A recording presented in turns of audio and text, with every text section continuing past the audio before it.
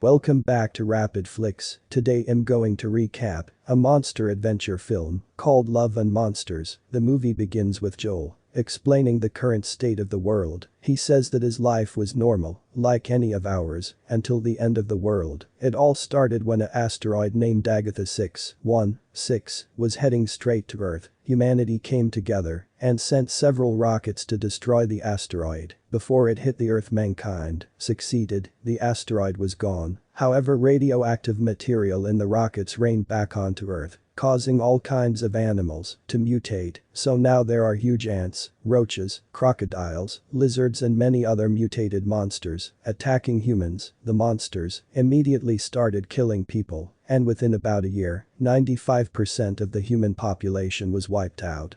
The ones who survived hid in bunkers, caves and panic rooms. The surviving humans have been living in such places for the last 7 years, and one of them is Joel. He lives in a bunker with other members. The tiny place doesn't provide room for privacy, so Joel complains about two of the members having sex beside him. As he pretends to be sleeping, Joel tells us that everyone in the bunker is a couple except for him. The first baby was born last summer. They have established their own lifestyle, vastly different from how it was outside of the bunker. Joel's life includes milking the cow and cooking food. They have a hunting party every month in which some of the members of the group go up and bring whatever food they can find.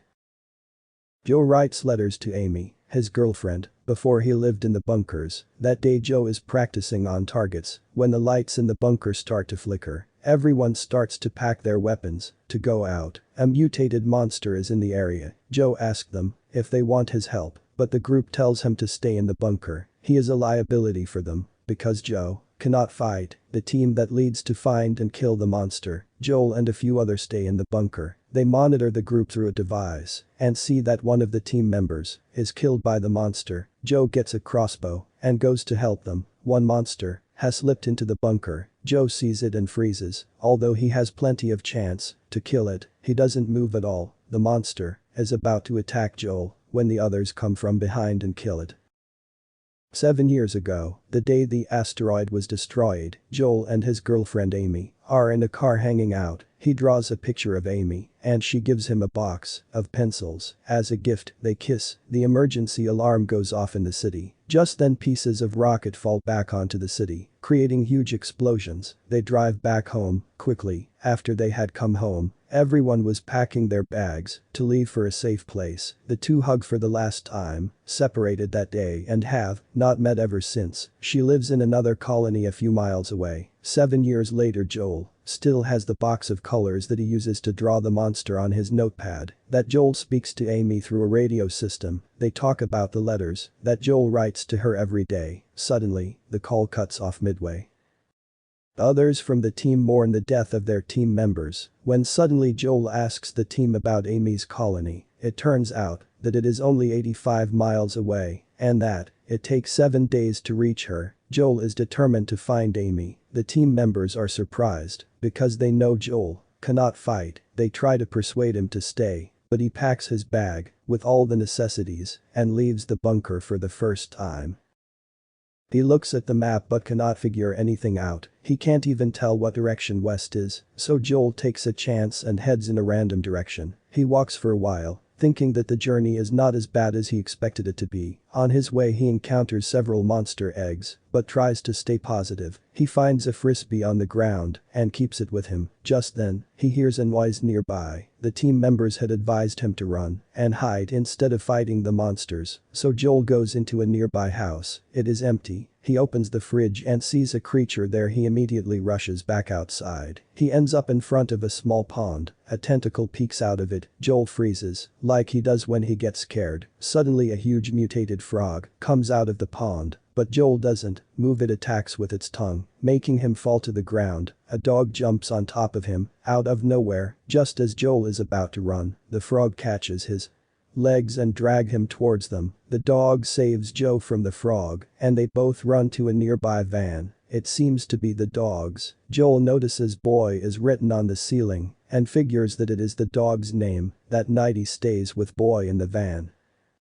The following morning, Joel draws the dog in his notepad, thanking him for saving his life, and continues his journey. Boy follows him with his owner dress. It is the only way Boy can still be close to his owner. Joe keeps the dress in his backpack and starts walking with Boy. The two become best friends. On their journey, Boy protects Joel from eating poisonous berries and other dangers, while Joel tells Boy everything about his life. One day as they walk, Joel falls into a pit. The pit has several burrows. Inside, a worm monster called the Sand Gobbler comes out and attacks, and just then two survivors throw him a rope and bring him out of the path. Several worm monsters attack him as he climbs up. The survivors are a man named Clive Dunn and his 8-year-old friend Minnow. Minnow throws an explosive in the pit and kills the rest of the monsters. As the two strangers continue their journey, Joel and Boy follow them for safety. It turns out that Minnow's father and Clive's son were killed by a monster and that they have been together ever since. The duo is heading towards the north, where fewer monsters live due to the cold climate and higher grounds. Joe decides to be with them until they have to part ways. Suddenly everyone freezes as they come across a huge snail. Clive makes Joel take his shirt off and gives it to the snail. His shirt had the smell of sand gobblers on it, which attracts other monsters. Now the snail will spread it through the jungle and help confuse the monsters. The snail slowly leaves. They teach Joel, snail, and some creatures are actually nice, you can tell by their eyes. For the next 2 days they teach Joel how to shoot a crossbow in the right direction and other survival skills. Joel draws every monster they come across. The day finally comes when they have to part ways. Minnow insists him to come with them to the north, but Joe has to find Amy. Clive gives Joel a grenade as a parting gift. As Joel and Boy continue heading west, Boy suddenly feels something is wrong and hides. Joel tries to bring him out, but before he is attacked by a huge centipede monster, like the one he had encountered in the bunker. This time Joel manages to point his crossbow at it, but freezes right after the monster throws him away with its tail and surrounds Boy. Joe lies on the ground thinking of the day his parents died. With much determination, he gets up and shoots at the monster, killing him. He finally saves Boy, and the two celebrate. That night they stay at a motel where they encounter a talking robot named Mavis. The robot has 51 minutes of battery left. Joel asks her if she has a working outlet so he can use his radio. Mavis offers her remaining battery to Joel, and he finally contacts Amy, who is worried about him. She tells him that her colony is leaving for a new place very soon. They have found another group of survivors who plan to take them somewhere safe. Before she can tell them where they are going, the power runs out. Joel brings Mavis outside and talks to her about his feelings. The robot shows him pictures of his family through its database. She plays a song for them when, suddenly, her battery dies. Boy and Joel continue their journey the following day. As they walk, they encounter a queen, Sand Gobbler. Clive warned him about her being the most dangerous of them all. The queen attacks them and chases them through the woods. Joel and Boy hide by a river. However, Boy gets scared and starts barking, giving away their position. Boy's owner's dress falls into the river, which makes him get out of hiding. The queen finds their location, but before she can attack them, Joe uses the grenade to kill her and falls into the water. When he gets out of the water, he finds several leeches latched onto his body. He screams at Boy for giving away their location. Boy runs away from Joel. Joel now walks alone, but the leeches seem to have poisoned him with something. He gets lightheaded and starts to hallucinate. Just then a group of people appear before him. He opened his eyes to see Amy in front of him. Amy is surprised to see him. The two kiss, but Joe falls unconscious. Soon after that, when he wakes up, Joel is in a bunker. Amy greets him, and it turns out that he kissed an old man earlier.